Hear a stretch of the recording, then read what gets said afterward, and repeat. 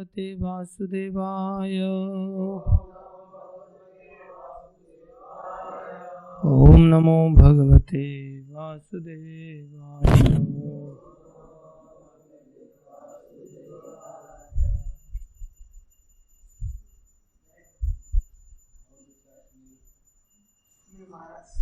Thank you.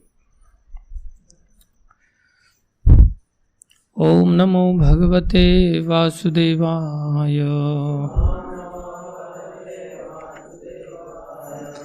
नारायणं नमस्कृत्यं नरं चैव नरोत्तमं देवीं सरस्वतीं व्यासं ततो जयमुदीरये। नष्टप्रायेषु अभद्रेषु नित्यं भागवत सेवया भगवती उत्तम श्लोके भक्तिर्भवती नैष्ठिकी।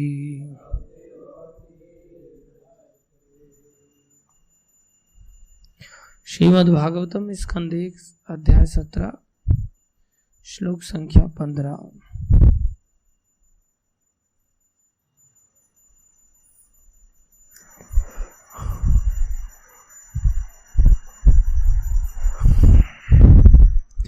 अनागः स्वयं भूतेषु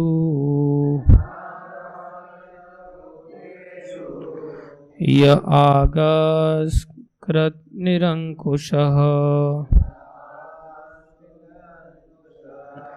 आहर्तास्मि भुजं साक्षात् अमर्तस्य अपि स अंगदम्।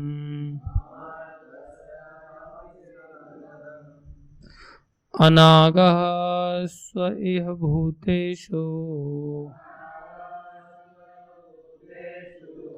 य आगस्कृत निरंकुशः आहर्ता अस्मि भुजं साक्षात् अमर्त्यस्यापि सांगदम्। अनागः स्वयं भूतेषु य आगस्कृत निरंकुशः आहर्ता अस्मि भुजं साक्षात् अमर्त्यस्यापि सांगदम्।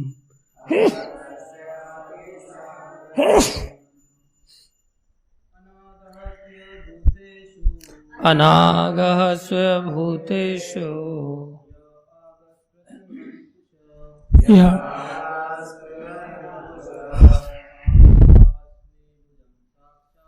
आहर्ता अस्मि भुजं साक्षात् अमर्त्यस्यापि सांगदम्।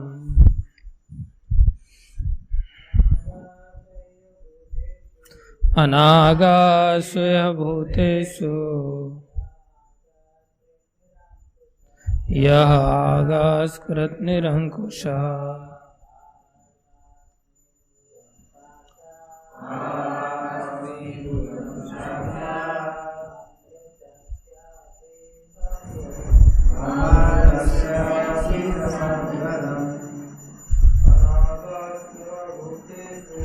अनागः स्वयं भूतेषु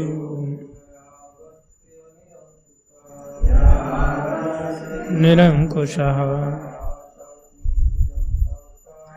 आहर्तास्मि भुजं साक्षात् अमर्त्यस्यापि सांगदम्। माताएं,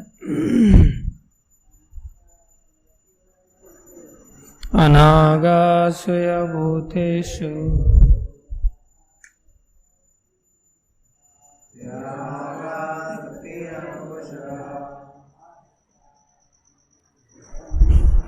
आहर्तास्मि भुजं साक्षात् आहर्तास्मि भुजं साक्षात् अमर्तस्यापि सांगदम्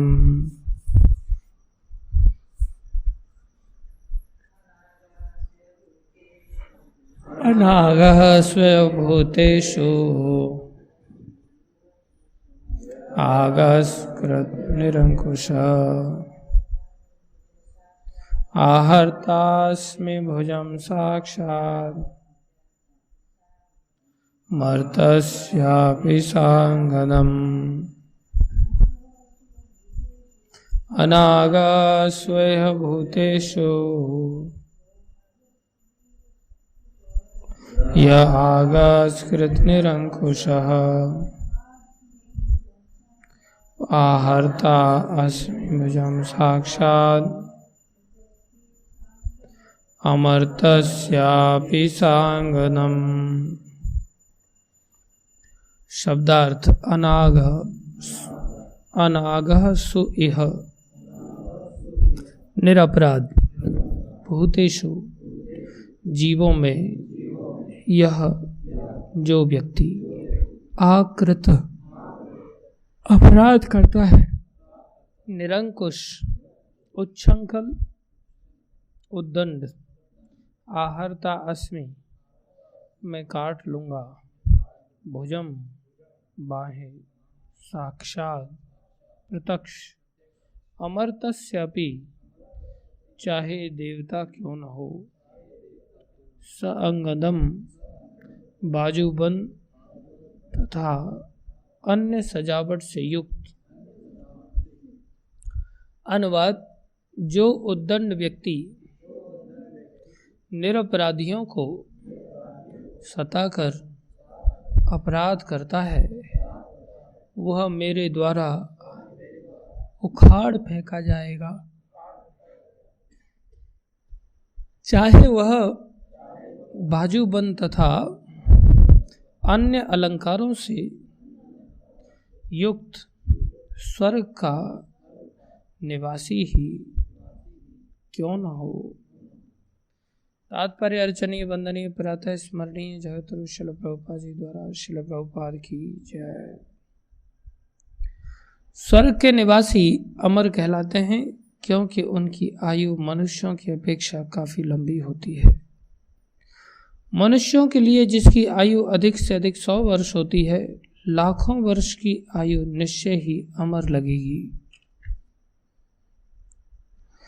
उदाहरणार्थ भगवतीता से हमें पता चलता है कि ब्रह्मलोक का एक दिन अर्थात 43 लाख गुना 1000 सौर वर्षों के तुल्य है। ये तो सौर वर्ष हैं, साधारण वर्ष नहीं है। इसी प्रकार स्वर्ग के अन्य ग्रहों का एक दिन इस ग्रह के 6 मास के तुल्य होता है और वहां के निवासियों की आयु वहां के 1 करोड़ वर्ष की होती है। अतः स्वर्ग लोकों में चूंकि मनुष्य की अपेक्षा उन निवासियों की आयु काफी बड़ी होती है, अतएव कल्पना के आधार पर वहां के निवासी अमर कहलाते हैं। यद्यपि भौतिक ब्रह्मांड के भीतर अमर कोई भी नहीं है, महाराज परीक्षित स्वर्ग के ऐसे निवासियों को भी ललकारते हैं।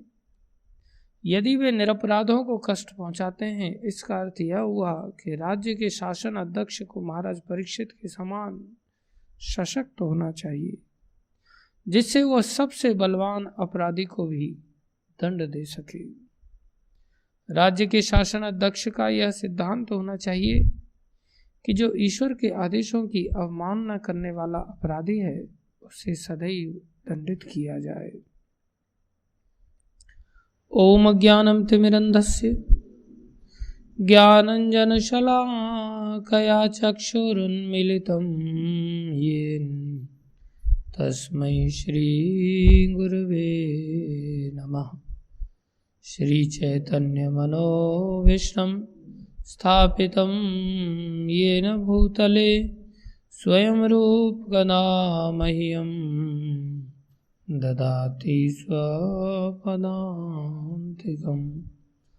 वन्देऽहं श्रीगुरो श्रीयुतापदकमलं श्रीगुरुन् वैष्णवांश्च श्रीरूपं साग्रजातं सहगना रघुनाथान्वितं तं सजीवं साद्वैतं सावधूतं परिजनसहितं कृष्णचैतन्यदेवं श्रीराधाकृष्णपदान् सहगण ललिता श्रीविशाखान्वितांश्च। हे कृष्ण करुणा सिंधु दीनबंधो जगत्पते गोपेश गोपीकांत श्रीराधाकांत नमस्तुते। तप्त कांचन गौरंगी राधे वृंदावनेश्वरी वृषभानुसुते देवी प्रणमामि हरिप्रिये। वाञ्छाकल्पतरुभ्यश्च कृपा सिन्धुभ्यैव च पतितानां पावनेभ्यो वैष्णवेभ्यो नमो नमः। जय श्री कृष्ण चैतन्य प्रभु नित्यानंदा श्री अद्वैत गदाधर शिवासादि गौर भक्तवृंद। हरे कृष्णा कृष्णा कृष्णा हरे हरे, हरे राम राम राम हरे हरे। हरे कृष्णा कृष्णा कृष्णा हरे हरे, हरे राम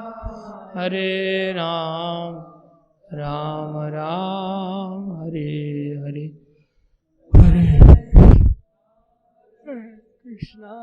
कृष्णा कृष्णा हरे हरे, हरे राम राम हरे हरे। गुरुवे गौरचंद्राय राधिकाय तदालये कृष्णाय कृष्ण भक्ताय तद्भक्ताय नमो नमः।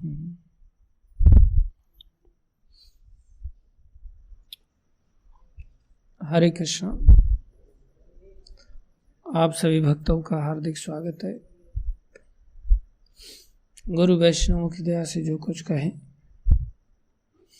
कृपा करके ध्यान से सुनिए।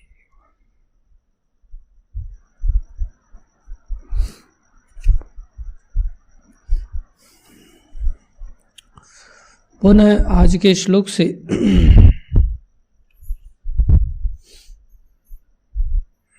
भक्तों की महिमा का मंडन किया जा रहा है, गुणगान किया जा रहा है।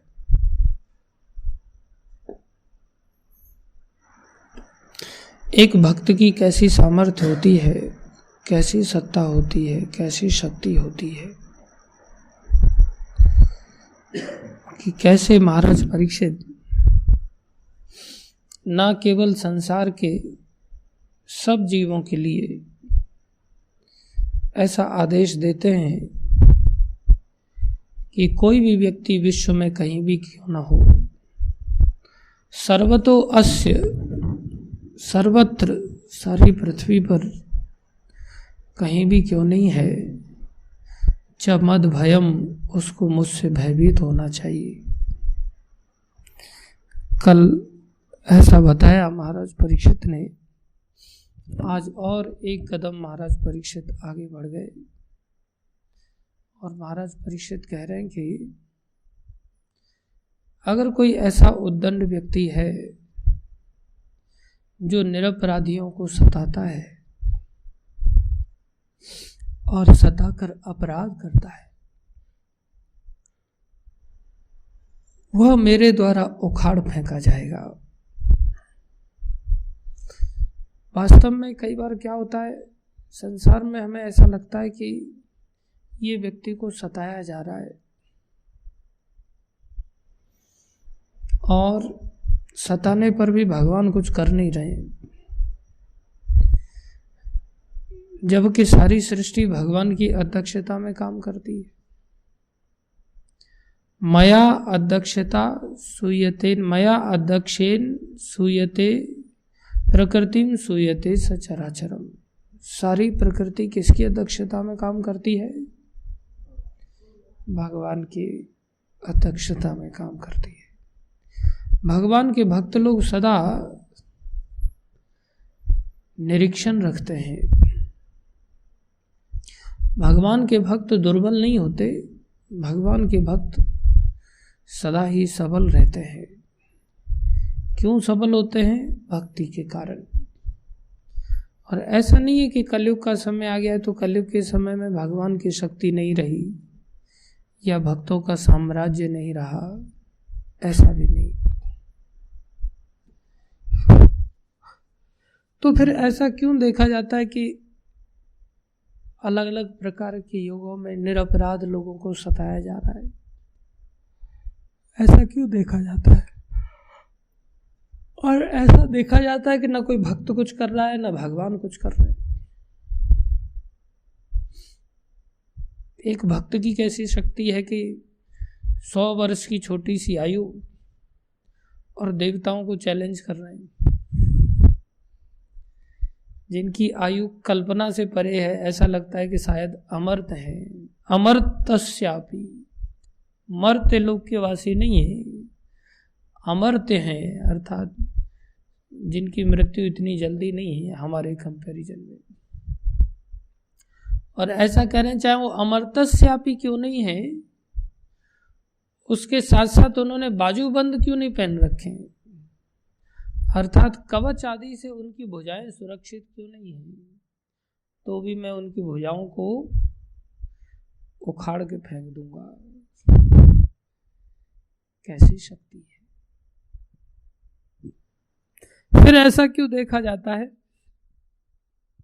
कि निरपराध लोगों को सताया जा रहा है? ऐसा क्यों?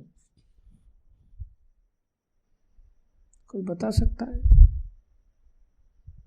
जैसे बांग्लादेश में देखा गया कि भाई इतने सारे भक्त लोग थे और उन भक्तों पर आक्रमण कर दिया गया, उन भक्तों को मार डाला गया।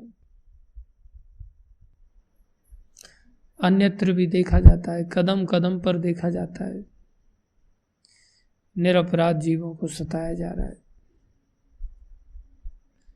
ऐसा क्यों? कोई कुछ कर नहीं पा रहा है, छोड़ नहीं रहा है।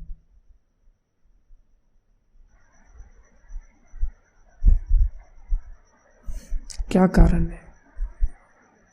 प्रवीण प्रभु।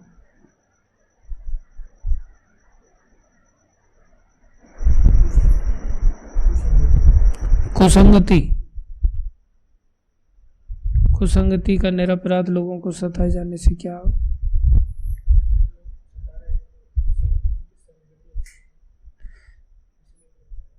जो सता रहे हैं उनके ऊपर एक्शन क्यों नहीं लिया जा रहा है? प्रश्न ये है।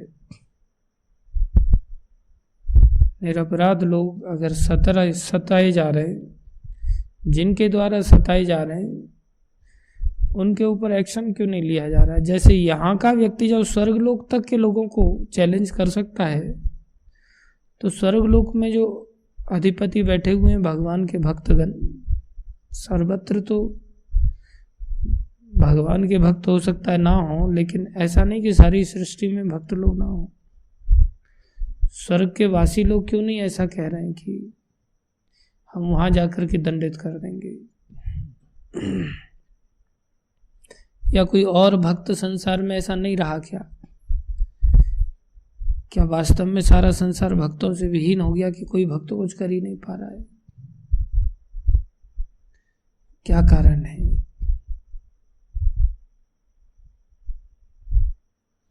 मुकुल प्रभु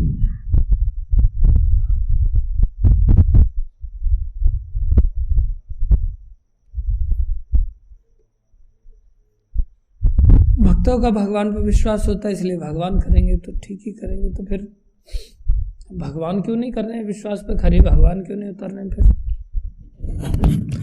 निरपराध लोगों को क्यों सताया जा रहा है? मुनि श्रेष्ठ वाल्मीकि जी,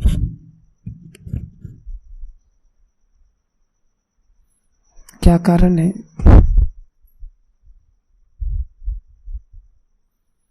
क्या संसार में भक्त नहीं रहे या भक्तों की, हाँ, भक्तों की महिमा को प्रकाशित नहीं? प्रश्न क्या है वो आप समझ नहीं रहे, उत्तर कुछ और दे रहे। भक्तों की महिमा तब प्रकाशित होगी जब भक्त लोग कुछ करके दिखाएं। प्रश्न ये है कि निरपराध लोग जब सताए जा रहे हैं संसार में, लेकिन भक्त तो सक्षम है ना, तो भक्त क्यों नहीं कुछ कर रहे हैं?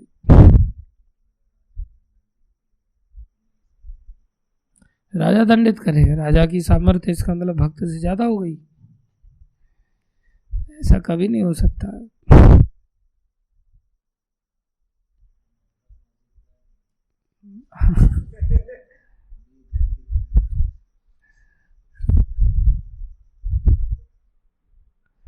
कहीं भी दिमाग चला रहे हो।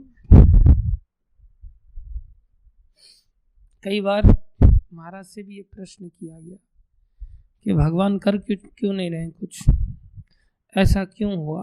तो महाराज कई बार उत्तर देते हैं, उसमें भगवान की भी सहमति है। क्या है? भगवान की भी सहमति है। जैसे पांडवों को निरपराध थे, जुए में पराजित करके उनको वन गमन भेजा गया, वन गमन होना पड़ा। उनको लोग चिढ़ाते थे, कदम कदम पर अपमान करते थे, और वो सब उनको सहन करना पड़ता था। अपराधी थोड़ी थे, फिर क्यों सहन करना पड़ रहा था उनको? क्योंकि उसके पीछे भगवान की भी सहमति है। कुछ फ्यूचर प्लान था भगवान का पांडवों को लेकर के, कौरवों को लेकर के। जानते थे भगवान सहायता भी करते थे, लेकिन पीछे से सहायता करते थे, सामने से उस तरह से नहीं करते थे। समय आने पर सामने से भी सहायता किया। आचार्य लोग वर्णन करते हैं कि कई बार भक्तों को भगवान विनम्र बनाने के लिए इस प्रकार से दुख देते हैं, कष्ट देते हैं। एक तो ये कारण है। दूसरा कारण है कि कई बार हमें लगता है कि सामने वाला निरपराधी है, लेकिन उसका इतिहास की ओर अगर चलेंगे तो पता चलेगा वो निरपराधी नहीं है, किसी न किसी स्तर पर अपराधी अवश्य रहा है। इसलिए भगवान किसी न किसी माध्यम से उसका जो अपराध है, जब वो पक करके आ जाता है, उसको दंड दिया जाता है किसी न किसी के माध्यम से। इसलिए भगवान और भगवान के भक्त लोग क्या करते हैं, उस विधान में सहमति दर्शा देते हैं। प्राय हम सभी कलयुग के जीव हैं, अपने आप को बहुत इनोसेंट कहते हैं, हम सभी अपने आप को बहुत निरपराधी समझते हैं और बहिर्मुख हैं। बहिर्मुख होने में विशेष रूप से दूसरों के अपराध नजर आते हैं। इस कारण से स्वयं के जीवन में जब कुछ होता है तो ऐसा लगता है मेरे साथ बहुत अत्याचार किया जा रहा है, मेरी क्या गलती है, मेरा तो कोई अपराध ही नहीं। बहिर्मुख जीव दूसरों के अपराध बड़ी सहजता से देख लेता है, अपने अपराध उसको दिखाई नहीं देते। महाराज कहते हैं कई बार ठीक है, सामने वाले ने गलती किया, तुम शिकायत लेकर के आ रहे हो, क्या तुम गलती नहीं करते? तुम्हारे पास क्या अधिकार है किसी की गलती को पॉइंट आउट करने का, जब तुम खुद गलत हो। इसलिए तुम अपना सुधार करो, वो अपना सुधार करेगा। तुम्हें ठेका किसने दिया उसका सुधार करने का? उसका भी सुधार हम कर रहे हैं, हमें जानकारी है कि उसकी क्या समस्या है, तेरा भी सुधार हम करना चाह रहे हैं। तो आचार्य लोग देखते हैं कि सामने वाले की गलती वास्तव में है या नहीं, लेकिन हम जब ऐसा सोचते हैं कि नहीं मेरी तो कोई गलती है नहीं और सामने वाले ने मेरे को सताया इसलिए चलो शिकायत लेकर के, और फिर देखते भक्त कुछ कर ही नहीं रहे, महाराज कुछ कर ही नहीं रहे, कोई कुछ सुनवाई नहीं कर रहा है, ऐसा लग रहा है निरपराध लोगों के ऊपर खूब अत्याचार हो रहा है, या ऐसा प्रतीत होता है कि शायद इनके पास करने की शक्ति ही नहीं। ऐसा नहीं, गुरुजनों के पास तो वो सामर्थ्य होती है कि हम अनुमान भी नहीं लगा सकते। विचार करो, जो थोड़ी सी आयु वाले व्यक्ति और इतनी आयु वाले व्यक्तियों को ललकार रहा है, और ऐसा नहीं है कि ऐसा केवल ललकारने के लिए बोल बच्चन कर देते, क्या है फेंकने में क्या जाता है। नहीं, पूर्व में छोटी छोटी आयु के लोग इस धरती के ऐसे सामर्थ्यशाली हुए हैं इस भक्ति के प्रताप से। महाराज मुचकुंद जैसे कि उन्होंने देवताओं के लोक में जाकर के उनकी सहायता की है।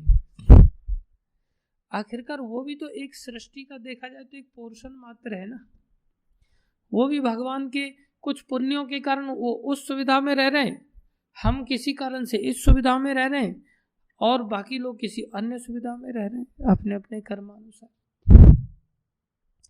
लेकिन भगवान के लिए तो सारी सृष्टि में सर्वत्र सबके सब एक जैसे ही हैं, जीव मात्र हैं। इसलिए कई बार अगर जीव मात्र हैं तो यहाँ कम आयु वाला भी भगवान का भक्त हो सकता है, बड़ा आयु वाला भी भगवान का भक्त हो सकता है, एक बालक भी भगवान का भक्त हो सकता है, एक बूढ़ा भी भक्त हो सकता है। एक बालक भगवान का भक्त है तो उससे बूढ़ा व्यक्ति श्रेष्ठ थोड़ी हो जाएगा,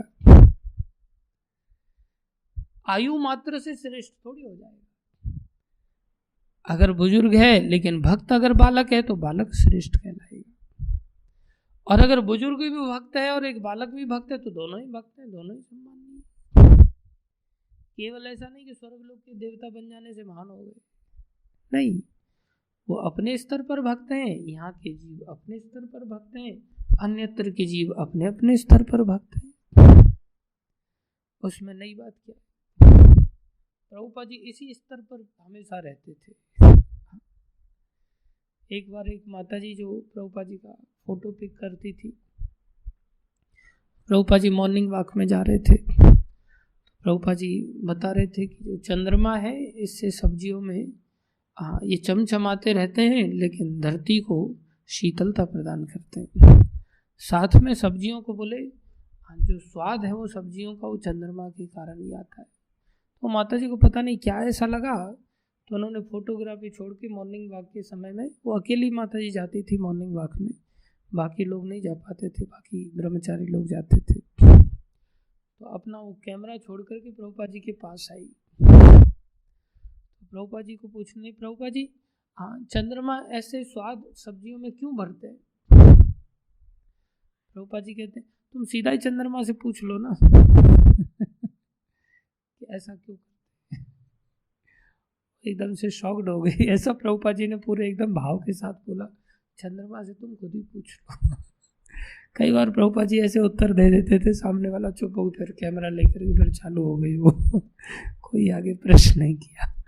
प्रभुपाद जी की नज़र में ऐसा कुछ नहीं था कि देवता लोगों का कोई विशेष स्तर है या कुछ ऐसा है, ठीक है सब भक्त हैं, सब सम्माननीय है।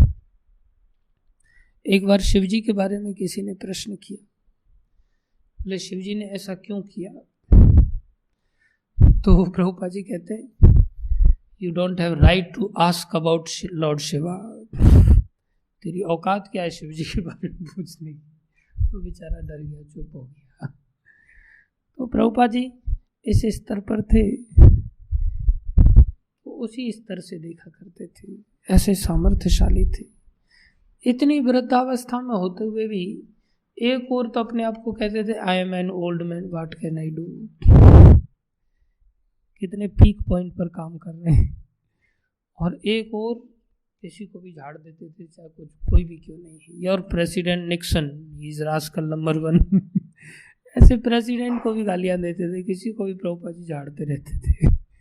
प्रभुपाद जी किसी से कोई भयभीत नहीं रहते थे।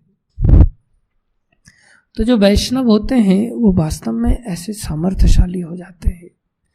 और अगर कोई ऐसे वैष्णव नहीं बन पाए तो फिर कोई औचित्य नहीं। तो मुचकुंद की मैं बात बता रहा था, ऐसे सामर्थ्यशाली के देवताओं ने उनको अपनी सहायता के लिए आमंत्रित किया। और देवलोक में जाते ही उस लोक का ऐसा प्रभाव कि उनकी लंबे समय की आयु हो गई। वैसे तो भक्तों की आयु कोई निर्धारित नहीं कर सकता, क्योंकि वो काल को भी जीत लेते हैं। जब वापस आने लगे तो बोले कि आप वरदान मांग लो। बोले अभी नीचे जाऊंगा मैं। तो बोले नीचे जाने पर तो तुम्हें कुछ ऐसा मिलेगा नहीं, तुम्हारा सारा परिवार आदि कई युग बीत गए। यहाँ प्रभुपाद जी देवताओं की आयु को मेंशन कर कि वहां पर एक दिन मतलब यहाँ पर 6 महीने। उत्तरायण में सूर्य जब आता है तब वहाँ दिन होता है, दक्षिणायन में सूर्य जब जाता है तब वहाँ रात्रि होती है। 6 महीने सूर्य उत्तरायण में रहता है, 6 महीने सूर्य दक्षिणायन में रहता है। सुमेरु पर्वत के दक्षिण में चला जाता है तो स्वर्ग लोक में रात्रि हो जाती है। सुमेरु पर्वत के उत्तर में सूर्य जब चले जाते हैं तो वहाँ दिन हो जाता है। और हम यहाँ इतने समय में 6 महीने व्यतीत कर देते हैं। कितने दिन रात गुजर जाते हैं हमारे, कितना तेजी से हमारा काल चक्र यहाँ पर घूमता है। तो देखा जाए तो जब वो थोड़े समय के लिए युद्ध में सहायता करने के लिए तो यहाँ तो कई युग बीत गए। अच्छा, युग बीत गए तो यहाँ कुछ था ही नहीं उनका, कोई पहचानने के लिए तैयार नहीं। बोले ठीक है, अब मैं सोना चाहता हूँ, ऐसा ही वरदान दे दो, बस थक गया हूँ थोड़ा।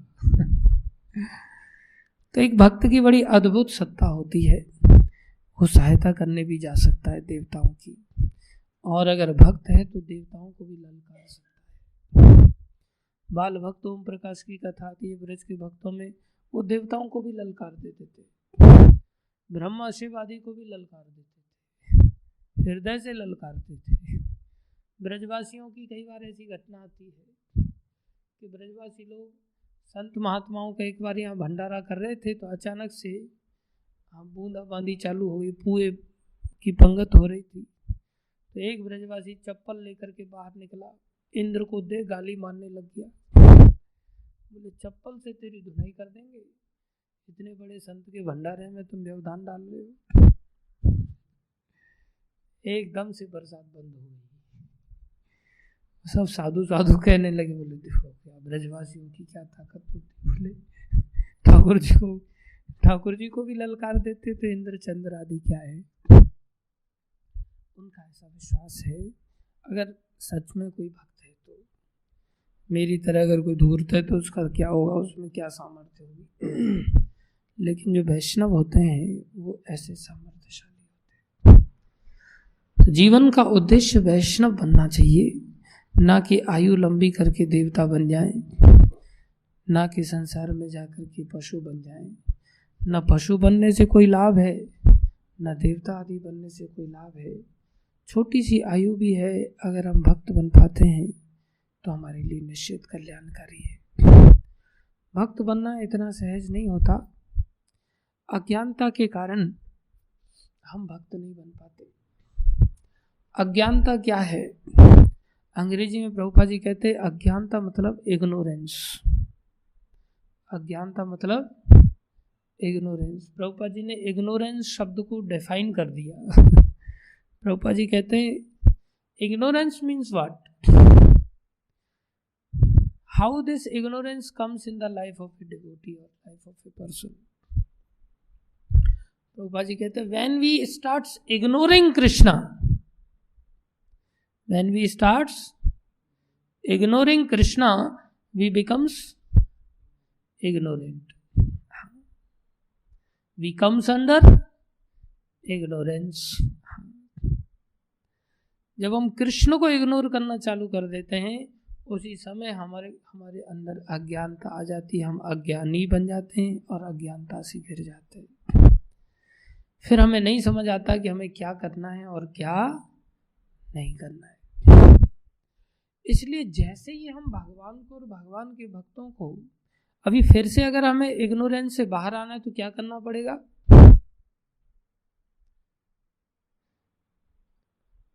क्या करना पड़ेगा?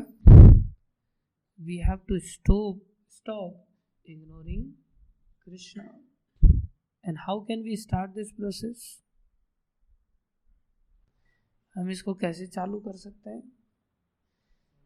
सीधे भगवान को इग्नोर कर रहे हैं नहीं कर रहे हैं, ये हमारे लिए डिसाइड करना कठिन होता है। इसलिए गुरुजनों को जब हम इग्नोर करना बंद कर देते हैं, वैष्णवों को इग्नोर करना बंद कर देते हैं, हर परिस्थिति में हमारी कदम कदम पर परीक्षाएं होती हैं, लेकिन हर परिस्थिति में जब हम उनको इग्नोर करना बंद कर देते हैं, अपने आप ही कृष्ण में स्वीकार करेंगे। हो सकता है कृष्ण को हम इग्नोर भी करें, लेकिन गुरुजनों को इग्नोर ना करने पर कृष्ण को स्वीकार करना ही पड़ता है। और अगर वैष्णवों को अगर हम इग्नोर कर देते हैं और कृष्ण को बहुत आज्ञा का पालन करते हैं, तो भी आवश्यकता नहीं है कि हम कृष्ण के द्वारा हम रक्षित होंगे और हमारी इग्नोरेंस चली जाएगी। ये अज्ञानता ही है जो हमें वैष्णव नहीं बनने देती। इसलिए वैष्णव बनना अगर हमारा लक्ष्य है तो हमें इग्नोरेंस का त्याग करना पड़ेगा। उसके लिए कृष्ण की अवज्ञा का त्याग करना पड़ेगा। तब हम सब सच्चे ऐसे वैष्णव बन सकते हैं जो ऐसी सामर्थ्य रखते हैं कि देवताओं को भी ललकार सकते हैं। लेकिन इसका अर्थ ये नहीं कि जा जा करके सबको जबरदस्ती ललकारें, अब तो मैं भक्त बन गया, मेरे पास ऐसी शक्ति आ गई। नहीं, जितना बड़ा भक्त होगा उतना ही व्यक्तिगत जीवन को लेकर के वो उतना ही सहनशील होगा, उतना ही वो कष्टों को सहन करेगा, अपनी सामर्थ्य का वृथा प्रदर्शन नहीं करेगा। और अगर कोई ऐसा उसकी नज़र में आएगा कि अरे यार ये बेचारा निरपराधी है, कैसा है? निरपराधी है, सच में उसको ऐसा भान होगा कि निरपराधी है, तो उसकी अवश्य वो सहायता करने में समर्थ होगा। या शरणागत भी अगर कोई अनुभव में आ जाए कि अरे यार ये शरण में आ गया, पूरी तरह से समर्पित है, तो भी वो वैष्णव उसकी अवश्य सहायता करता है। क्योंकि शरणागत व्यक्ति चाहे सारे संसार का ही द्रोही क्यों न हो, सारे संसार का हत्यारा क्यों न हो, शरणागत व्यक्ति को भगवान को स्वीकार करना ही पड़ता है। इसलिए कई बार हम अपनी ओर झांक करके देखते हैं तो हमें ऐसा लगता है चलो ठीक है हमने अपराध किए, लेकिन फिर भी हमें अभी भी दंड प्राप्त हो रहा है, हम तो शरण में आ गए। फिर भी भगवान हमारी शरणागति को क्यों नहीं देख रहे हैं? भगवान के भक्त हमारी शरणागति को क्यों नहीं देख रहे हैं? हमारी शरणागति के जो 6 लक्षण हैं, जिसमें अनुकूलस्य संकल्प, प्रतिकूलस्य वर्जनम, गोप्तृत्व वर्ण, कार्पण्यता आदि, हमारे अंदर वो सब लक्षण नहीं है। सिर्फ मुंह से बोलने के लिए हम कह देते हैं कि भाई हम शरणागत हैं। इसलिए वैष्णवों के हम उस प्रकार से कृपा पात्र नहीं बन पाते, अन्यथा कर्म फरम कटना कोई बड़ी बात नहीं। इसलिए हम एक तो अपने जीवन में निरपराधी वास्तव में है नहीं। अगर अपना इतिहास देखें व्यक्तिगत तौर से तो सब पता चलेंगे कि हमारे कितने कितने जघन्य अपराध हैं। और अगर शरणागति की दृष्टि से देखते हैं तो हम शरणागत भी नहीं है। मृगरारी आदि था, उन्होंने इतने अपराध किए लेकिन नारद जी के प्रति इतने आज्ञाकारी समर्पित हो गए, सारे अपराध उनके मुक्त हो गए। अजामिल था, कितनी हत्याएं करने वाला, वेश्यागामी, सारे अपराधों से मुक्त हो गया। और डाकू रत्नाकर थे, जिनके मुंह से भगवान का नाम नहीं निकलता था, और वो इतने बड़े महान बन गए कि साक्षात भगवान की लीलाओं का सारा उनके सामने दर्शन होने लग गया। जो लीला अभी भगवान ने की नहीं है, वो सारी लीलाओं का ज्ञान करने से पहले ही उनको हो गया कि भविष्य में ऐसा होगा, ऐसा होगा, ऐसा होगा। कितने बड़े ज्ञानी बन गए। तो ये वैष्णवता की बड़ी महानता है, और जीवन का लक्ष्य वास्तव में वैष्णव बनना ही होना चाहिए। एटलीस्ट ईमानदारी से प्रयास तो करना चाहिए। भगवान केवल प्रयास देखते हैं, सफलता तो उनके हाथ में है, देना नहीं देना। लेकिन अगर हम प्रयास करेंगे तो भगवान निश्चित रूप से हमें सफलता देंगे। भगवान ने हमें सफल बनाने के लिए सहायता के रूप में भागवत दिया है, भगवद्गीता दिया, गीता दिया है, वैष्णव जन को हमें दिया है, धाम को दिया है, नाम को दिया है, भगवान ने अपने विग्रह स्वरूप को दिया है। ये सब चीज़ों को भगवान ने हमें दिया है। वैष्णव बनने के लिए ऐसा भी नहीं कि बहुत समय लगता है, नहीं, हमारी समर्पित भावना में समय लगता है। हम अपने आप को फूक फूक करके समर्पण की ओर आगे बढ़ते हैं। इतना सहज रूप से समर्पण की ओर नहीं अपने जीवन को समर्पित कर पाते। क्यों ऐसा? क्योंकि हमारे अंदर लोभ आदि के इतने संस्कार हैं, काम कैसे संस्कार हैं, क्रोध कैसे संस्कार हैं, ईर्ष्या कैसे संस्कार हैं, कपट आदि कैसे संस्कार हैं। वो सब संस्कार हमें भयभीत बना करके रखते हैं। समर्पण कर देंगे तो हमारे लोभ की आपूर्ति कैसे होगी, हमारे संस्कारों का पोषण कैसे हो पाएगा, कहाँ से पैसा आएगा, कहाँ से स्त्री आएगी, कहाँ से मकान दुकान आएगा, कहाँ से हमारे जीवन में फिर मैं अपने दुश्मनों से बदला ले पाऊंगा। मैं तो फिर ऐसे ही चला जाऊंगा, फिर इन लोगों के साथ ईर्ष्या का मेरा क्या होगा। इसलिए व्यक्ति इन सब संस्कारों के पोषण में ही निरंतर लगा रहता है। और एक बालक भी वैष्णव बन सकता है, बड़े बुद्धिजीवी का तो क्या कहा जाए। लेकिन हमारी बुद्धि जब उल्टी दिशा में चलने लगती है तो हम इस वैष्णवता के मार्ग से वंचित हो जाते हैं।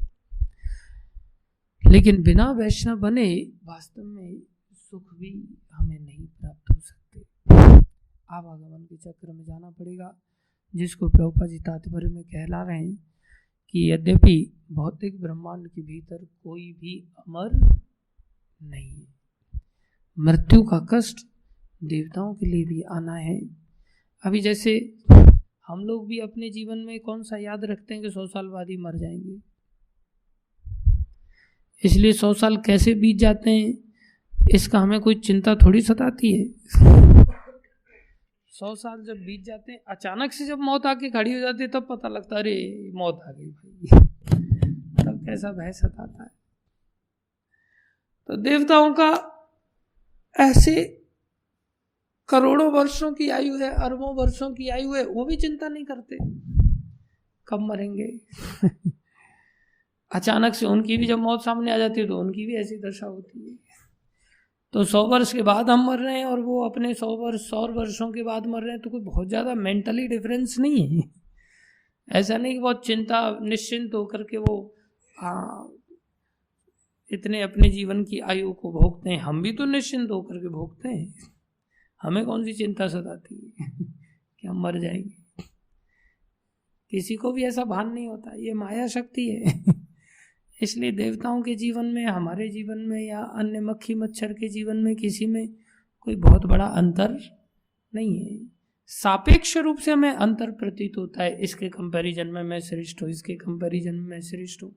आपसे भी ऊपर वाले लोग पड़े हैं। ब्रह्मा जी की आयु का वर्णन किया जा रहा है, जिसमें कि ब्रह्मा जी की आयु का तो कोई सोच भी नहीं सकता। तो ऊपर के कंपैरिजन कोई करना नहीं चाहता, नीचे से सब लोग तुलना करते हैं और नीचे से तुलना करके अपने आप को श्रेष्ठ घोषित करने की चेष्टा में लगे रहते हैं। बुद्धिमानी वैष्णवता की तब आरंभ होती है जब हम ऊपर के साथ तुलना करते और चिंता करने लग जाते हैं।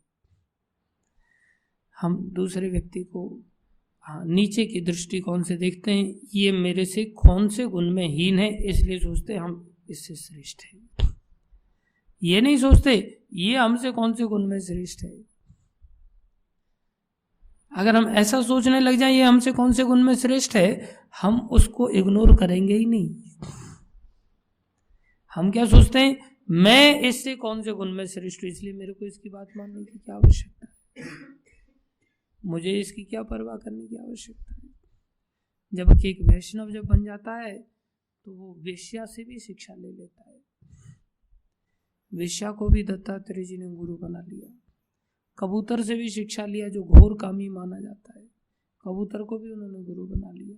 जड़ वस्तुओं को उन्होंने गुरु बना लिया, क्योंकि उनका विजन उस प्रकार का है। हर चीज में से वो ये देखते हैं इसके अंदर मेरे से क्या श्रेष्ठता है। लेकिन बहिर्मुख होने के कारण अपनी श्रेष्ठता हम सबको दिखाई देती है, दूसरे की निकृष्टता दिखाई देती है। इसलिए वैष्णवता से हम सब लोग बहुत दूर चले जाते हैं। अधिकारी व्यक्ति को अधिकार है, कोई ये देखता है कि हाँ इसकी क्या गलती है और उसको दंडित करता है। जैसे महाराज परीक्षित इस अधिकार के साथ देख रहे हैं, और स्वयं को लेकर के महाराज परीक्षित ने ऐसा नहीं किया। कैन यू इमेजिन, जो देवताओं को ललकार सकता है उसको, उस ब्राह्मण बालक को ललकारने में क्या दिक्कत थी, जिसने मूर्खतावश इतना बड़ा भयानक श्राप दे दिया। प्रभुपाद जी वर्णन करते हैं मूर्खता के कारण दिया। उसके पिता को भी ये बात रियलाइज हुई कि इसने मूर्खतावश दिया है। वो चाहते तो उस बालक का क्या नहीं कर सकते थे, या फिर उस तक्षक का क्या नहीं कर सकते थे। जब उनकी संतान ही इतनी जन्मे, जब महाराज जी इतने शक्तिशाली थे कि उन्होंने तक्षक को आग के अंदर डालने का प्लान बना लिया था, तो तक्षक महाराज परीक्षित का क्या कर सकता था। लेकिन व्यक्तिगत दृष्टिकोण से देखा जाए तो महाराज ने बिना गलती के भी अपनी गलती ऐसे मान लिया और तक्षक के द्वारा काटा जाना स्वीकार कर लिया। सुखदेव गोस्वामी के ऑफर देने पर भी उन्होंने अस्वीकार नहीं किया। ये तो बहुत अच्छा हुआ, मेरे हृदय में वैराग्य जागृत हो गया। कैसे वैष्णव होते हैं, वैष्णवों को पहचानना बहुत कठिन हो जाता है। इसलिए परीक्षित महाराज से हम सभी प्रार्थना करें और इनकी दया की भीख मांगे कि इनकी दया से हमारे अंदर ये मनुष्य जीवन का जो मौका मिला है, इसमें हम अपने आप को वैष्णव बनाने का प्रयास करें और जीवन को सफल बनाएं। धन्यवाद आप सभी भक्तों का। श्रीमद् भागवत महापुराण की जय, श्रील प्रभुपाद की जय, श्री गुरु महाराज की जय, अनंत कोटि वैष्णव वृंद की जय। कोई प्रश्न है किसी का तो पूछ सकते हैं। यस, पूछिए।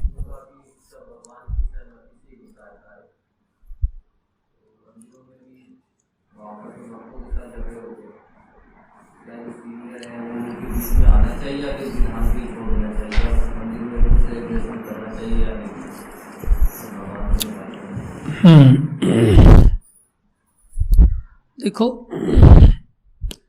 कर्मों का इतिहास बहुत पुराना है प्रत्येक जीव का। तो दो दृष्टिकोण होते हैं हर क्रिया के पीछे। अभी जैसे कोई व्यक्ति किसी की हत्या कर रहा है, तो वो ऐसा सोच सकता है कि इसके द्वारा हत्या की जा रही है और इसके द्वारा हत्या हो रही है, इसका मतलब पूर्व में इसने इसकी हत्या की होगी। एक तो ये दृष्टिकोण आता है, इसमें हमें हस्तक्षेप करने की क्या आवश्यकता है।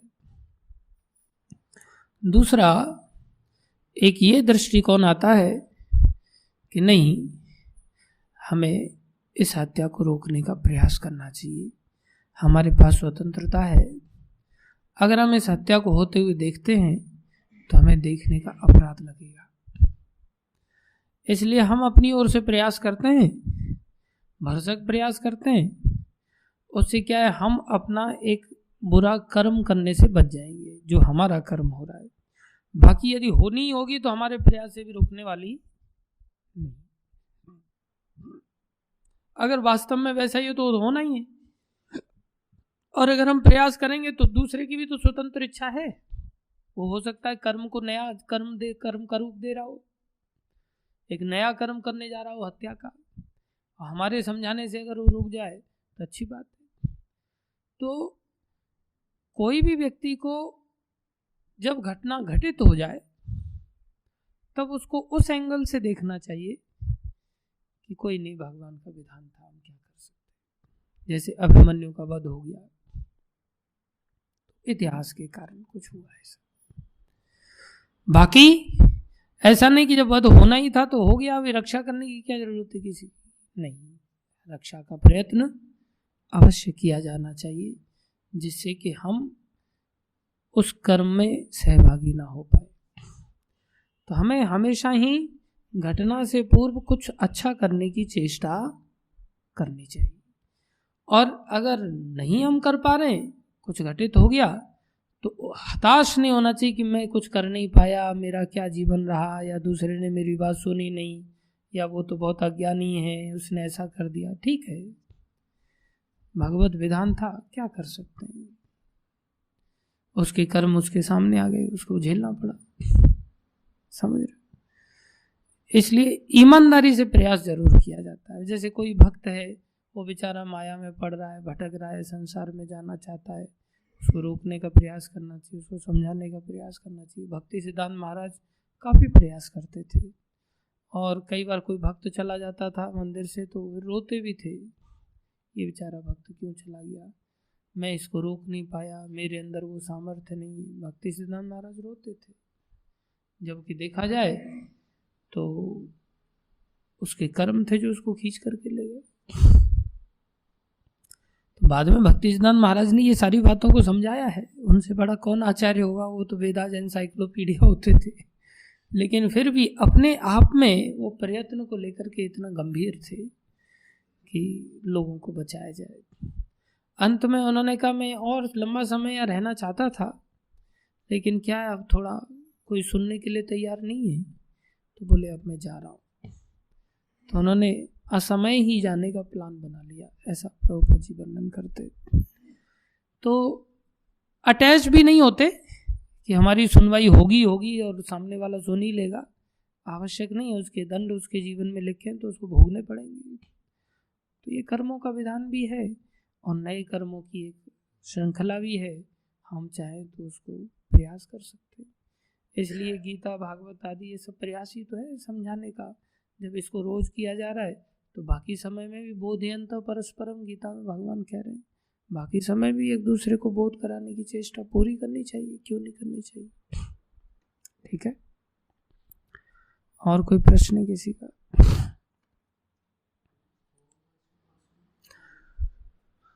सौर वर्ष में और वर्ष में कुछ हजारों वर्षों का डिफरेंस आता है। प्रभुपाद जी ने एक जगह वर्णन किया है, लेकिन मुझे ज्ञात नहीं है, भूल गया हूँ।